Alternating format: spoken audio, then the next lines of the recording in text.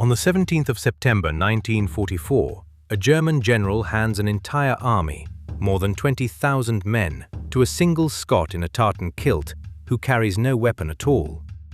Major Tommy Macpherson has no tanks, no artillery, no aircraft, only a radio and a story he needs the general to believe. Hours earlier, he drove through machine gun fire to deliver it, knowing that if the general calls his bluff, he won't leave the room alive. How do you make an army surrender to a man with nothing? It began 3 months earlier, behind enemy lines. It's the night of the 8th of June 1944, and 3 men fall from the sky over the Massif Central. One of them is Major Tommy Macpherson, a 23-year-old Scot who has already escaped 3 prisoner-of-war camps, fought with No. 11 Commando in North Africa, and earned his first military cross for refusing to stay captured. Now he's back in the war through a different door. Macpherson is part of Operation Jedburgh.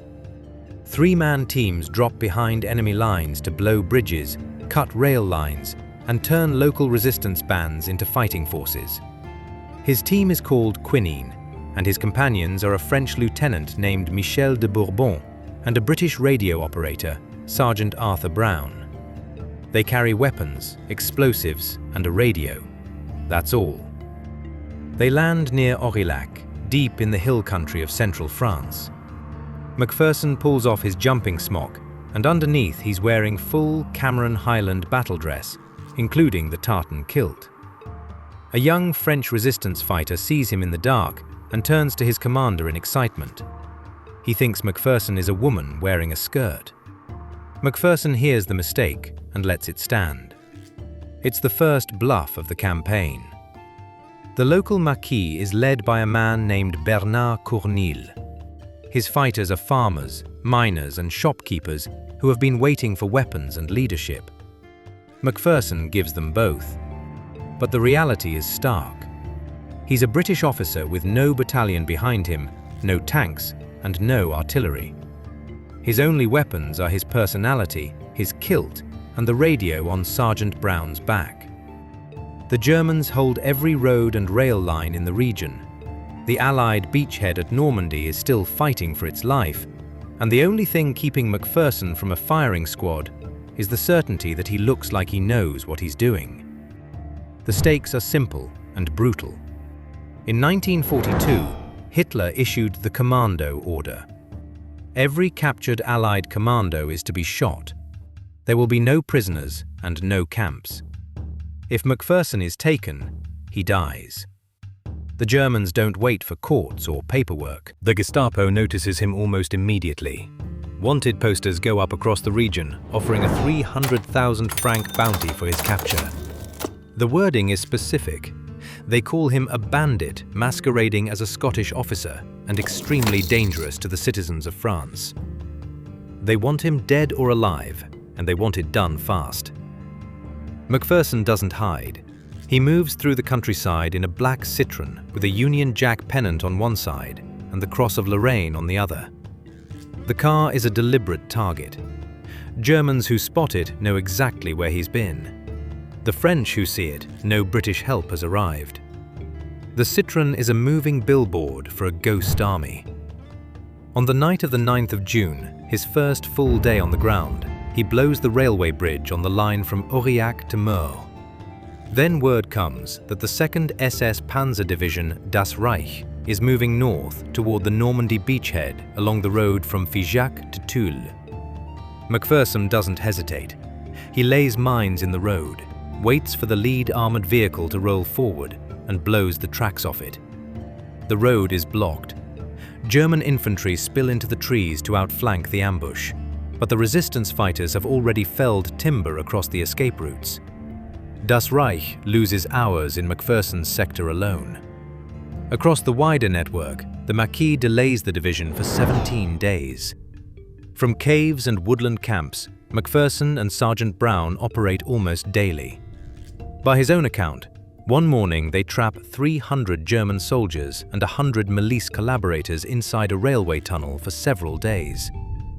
Days later, by his own telling, he rigs a level crossing barrier with explosives, and when a German staff car approaches, the arm crashes down and decapitates the local commandant and his driver.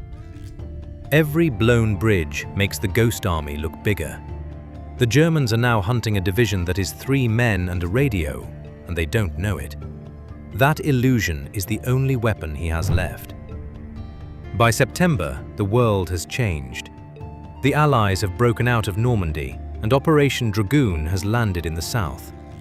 German forces in southwestern France are cut off, surrounded, and running out of road. Macpherson doesn't know it yet, but the Ghost Army he has spent the summer inventing is about to be pointed at the largest target of his war. Major General Botho Elster commands a column estimated at 23,000 men. It isn't a crack Panzer division, but a mix of soldiers, sailors, policemen, customs officials, and clerks. Many are on foot, some ride bicycles, and others move in horse-drawn wagons. They are retreating north from Mont-de-Marsan, trying to reach Germany before the noose closes. The noose is already tight. Near Châteauroux, American and British airstrikes kill 400 Germans and 300 horses, and destroy 70 vehicles in a single raid. Resistance fighters swarm the flanks, cutting roads and cutting throats. The Loire River blocks escape to the north, and the American 83rd Infantry Division holds the far bank. A French force called the Schneider Column blocks movement to the east. Elster can go nowhere, and his men know it. Elster turns toward the only option left. He wants to negotiate a surrender, but he has conditions. He'll surrender only to the Americans, not to the French resistance. At least 2 American battalions must stage a show of force to justify the capitulation to his own men and to the high command in Berlin. The problem is that the Americans are scattered along 300 kilometers of riverbank, and there's no show of force to give.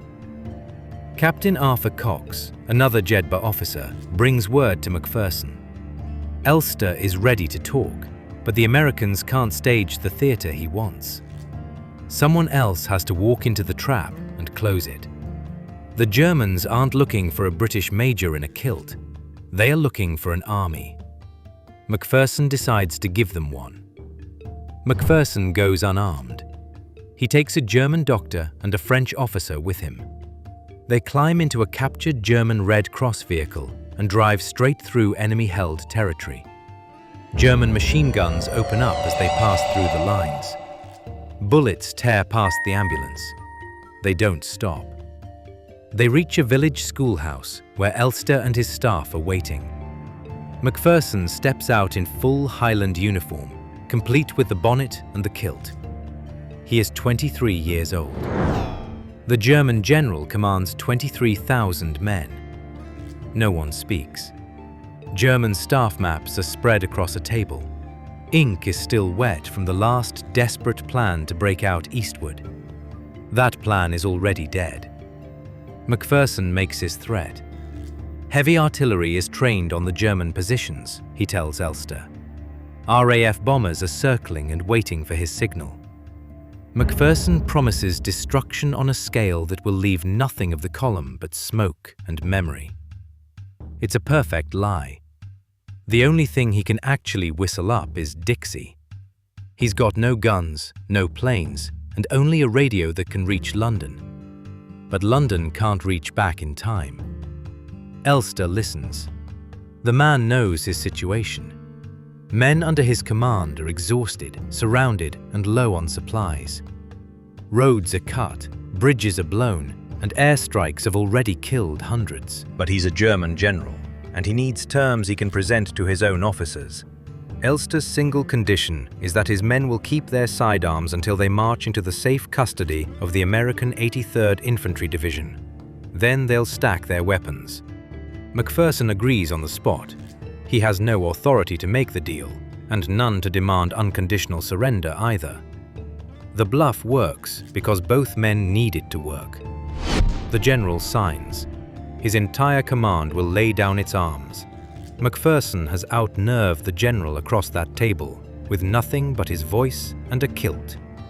The formal surrender takes place on the 17th of September, 1944, at the Beaugency Bridge over the Loire. Newsreel cameras are rolling. General Robert Macon of the American 83rd Infantry Division and General Otto Wayland of the Army Air Force preside. Elster hands over 754 officers, 18,850 men and 2 women.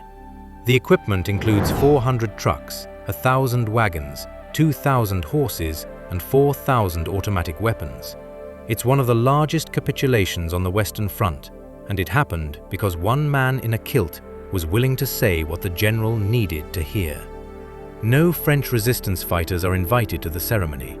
The men who blocked the roads, mined the bridges, and fought the rearguard actions for weeks are erased from the photograph. Americans take the credit. Army Air Force Public Relations claims that airplanes alone, unaided by ground troops, forced the surrender. It's a clean story, and it isn't true. Macpherson stands silent as trained. Lieutenant Samuel McGill, the American intelligence officer who first crossed the Loire to open the talks, does the talking to the press. The world hears the American version, and who truly cornered Elster has been argued ever since. The British major in the kilt disappears into the margins, just as the French partisans do.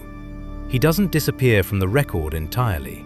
By the end of the war, he holds 3 military crosses, the Croix de Guerre, the Légion d'honneur, and a papal knighthood, and he's widely described as Britain's most decorated surviving veteran.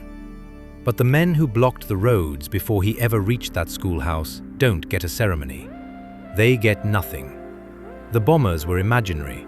The artillery was a fiction. The surrender was real, and the men who made it possible were erased from their own victory. 20,000 soldiers, cornered by partisans, by airmen, and by a hopeless map, then pushed over the edge by one Scot's nerve and the ghosts he conjured around it. If you want more of the war's quiet, unrecorded men, subscribe. There are a lot of them.